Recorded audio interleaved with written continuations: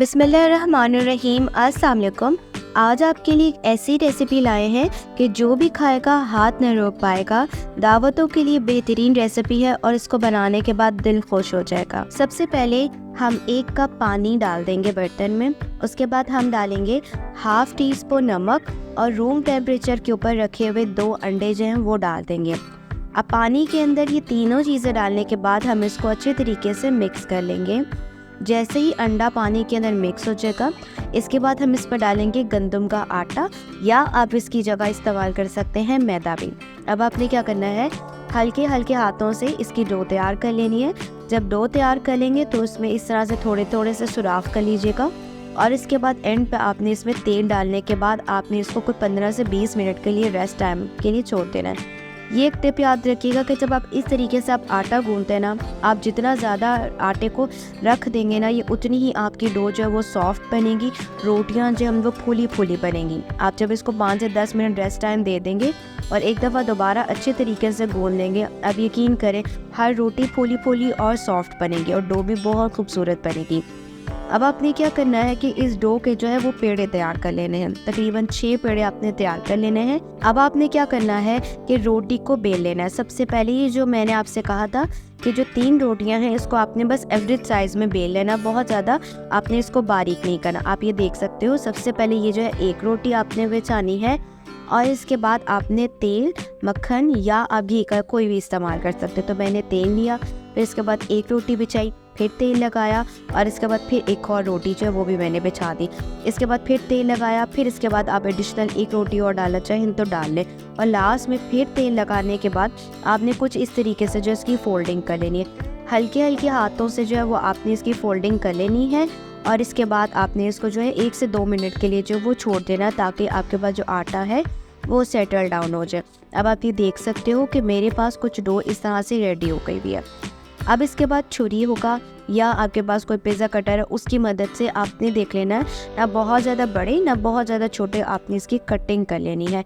क्योंकि इसके बाद जब हम इसको प्रेस करेंगे ना, तो एक एवरेज मीडियम साइज़ का जो है छोटी सी जो चपाती आपके पास बनना बहुत ज़रूरी है। तो इनमें से आपने एक उठाना है, इसको प्रेस करना है। इसी तरीके से आपने सारों को ना निकाल कर और प्रेस कर लेना और बाद में आपको कोई बेलने की ज़रूरत पेश नहीं आने वाली, बल्कि आपने क्या करना है कि आराम से हाथों की मदद से इसको एवरेज सा एक्सरसाइज दे देना है, जैसे आपको नज़र आ रहा है। और इस तरह से करने के बाद रख देंगे साइड पे।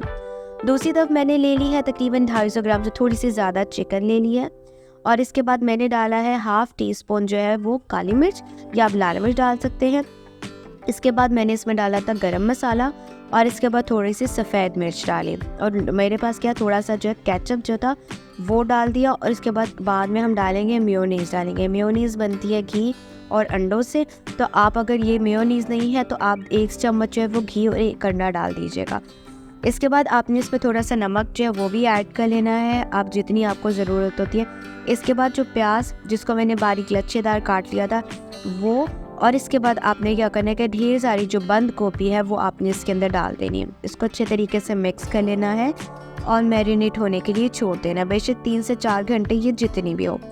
जब ये आपके पास लगे कि ये अच्छे तरीके से मैरिनेट हो गया है, तो आपने क्या करना है कि जो आपके पास ये जो आपने इसको जो स्टिक्स में डालने से पहले आपने एक दफ़ा इसको कोयले का धुआं दे लेना है। मैंने कोयला गर्म किया था, उसके ऊपर तेल डालेंगे और जब तक धुआं ख़त्म नहीं हो जाता तब तक आपने इसको ऐसे ही छोड़ देना है। जब इसको आप देख लो कि धुआं लग गया तो आपने ये जो स्टिक्स होती है ना, ये आपने यूज़ कर लेनी, इसके अंदर डाल देनी। ये आम स्टेशनरी से इजीली सस्ते में मिल जाती हैं। तो इसके बाद आपने क्या करना है कि आपने जो है इस तरीके से जो तिक्का सारा लगा कर और आपने क्या करना है, इसको भी 2 से 3 मिनट के लिए छोड़ देना है। जैसे मैंने आपको शुरू में बताया था कि जो मैंने छोटी छोटी सी चपातियाँ रेडी कर ली थी ना, जो आपको मैंने पहले दिखाया, अब आपने इसी सेम कच्चे गोश्त को जो है ना इसके अंदर डालना है। तरीक़ाकार कुछ इस तरीके से है हमारे पास। आपने ये करना है कि आपने एक स्टिक लेनी है, ठीक है। इसके बाद आपने कुछ रोटी की इस तरीके से शेप दे लेनी है। बहुत ध्यान से देखिएगा, चूँकि इसमें बहुत लच्छे से बन रहे हैं ना, तो परेशान नहीं होइएगा कि ये खुल जाएंगे, ये खुलेंगे नहीं। बस आपने किनारे जो आप स्टिक्स के लगा रहे हैं ना, वो बस बहुत अच्छे तरीके से जो बंद होना ज़रूरी है।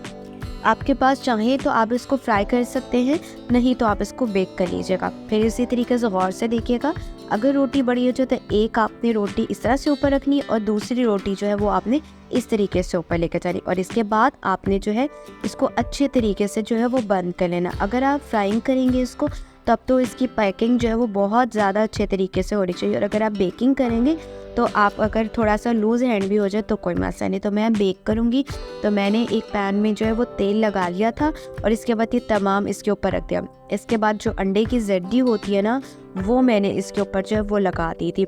आप सबको पता है कि बेकरी की जितनी भी आइटम्स होते हैं उसमें जो गोल्डन कलर होता है वो अंडे की जर्दी से आता है। वो इस तरीके से अंडे की जर्दी लगा लेते हैं और इसके बाद इसको जो है वो बेक करते हैं, तो वो ऑटोमेटिकली गोल्डन ब्राउन सा कलर जो है वो आ जाता है। तो फाइनली जी अभी देख सकते हैं हमारे पास मज़ेदार किस्म के जो है वो टिक्का बोटी जो है वो रोटी के अंदर जो है वो तैयार हो चुके हैं। इतनी मज़ेदार रेसिपी है, आप मेहमानों को खिलाएं, घर वालों को खिलाएं, आप यकीन करें एक नई चीज़ आपके सामने आएगी। एक तो वो चिकन पकाने का झंझट भी ख़त्म हो जाएगा और दूसरा खाने में तो बेहद लजीज है। और आपने कुछ इस तरीके से करके स्टिक निकाल लेनी है और आपने क्या करना है, मेहमानों को सर्व कर देना है। तो उम्मीद है कि इतनी मुनफरिद किस्म की आपको रेसिपी पसंद आएगी। नेक्स्ट वीडियो के लिए अल्लाह हाफ़िज़।